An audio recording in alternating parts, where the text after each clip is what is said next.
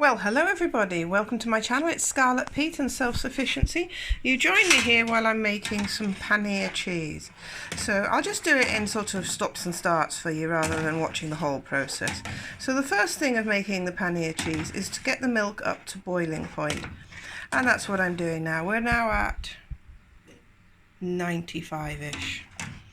So that's what I've got to do, get it up to boiling point. And when it's at boiling point, I've got to add 2 teaspoons of citric acid into 3/4 of a cup of boiling water, well, not boiling, hot water. Then drizzle it in with it off the heat. And that will be the next step. This is my citric acid and water.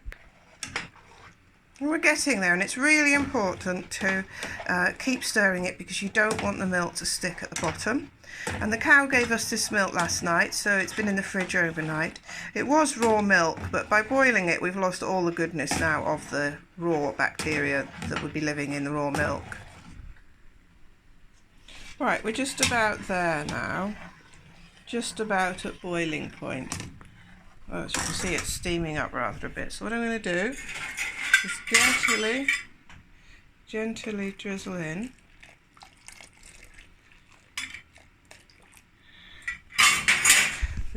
The citric acid and water, and I'm going to stir it for 10 to 15 seconds, which I would say that's that. Switch off the heat. Right, you can see that's definitely broken into curds and whey. So now we've got to stand that for I think 10 minutes.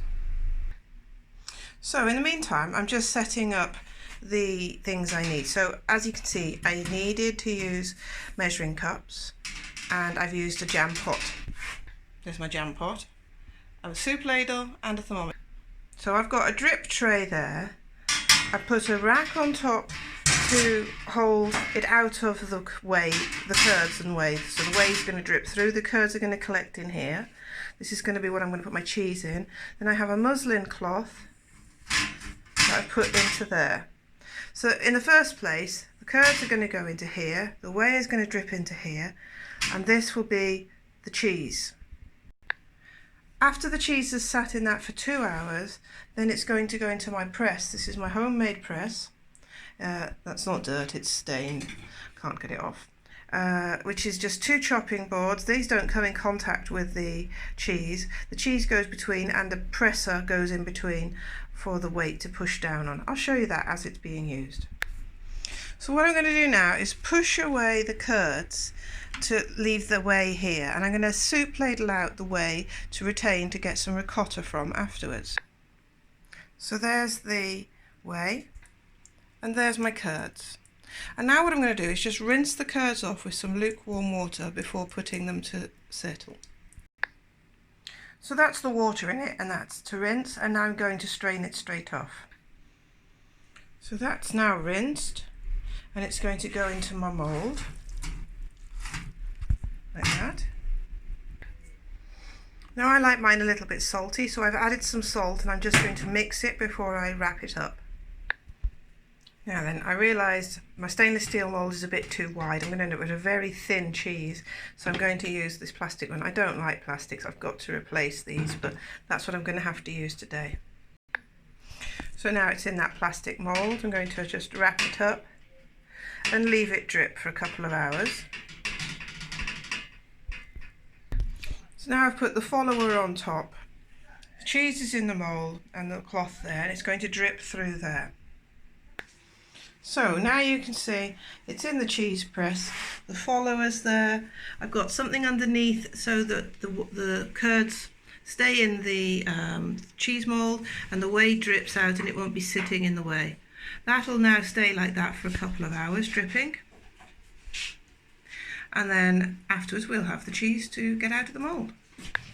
So what am I doing now? I'm making ricotta. So I've got the temperature up to nearly 200 degrees Celsius of the whey. I've poured in some extra milk I had. I've got 1/4 cup of homemade cider apple vinegar there, and that's going to be poured in, and then that will create the separation and we'll get the ricotta. So what I'm going to do is pour in the vinegar. Oops. and stir that in. And then we should see the little tiny beads coming of the ricotta. Right, so it looks like the cheese is now ready to pull out from the cheese press. Take the follower out.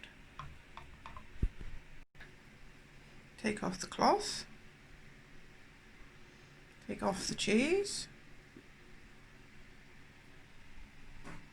And there we have a cheese. Let's put him in the centre. Oh, get away, fly. It's mine, not yours. Beautiful little cheese. So now we'll cut into it and see what it looks like, and it should be a little bit soft and crumbly.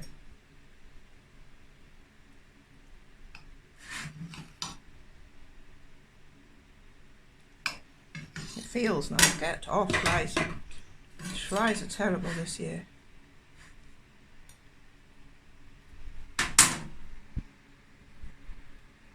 And there we have a finished cheese, which looks lovely, and it will taste creamy and a little bit salty, just exactly how I like it.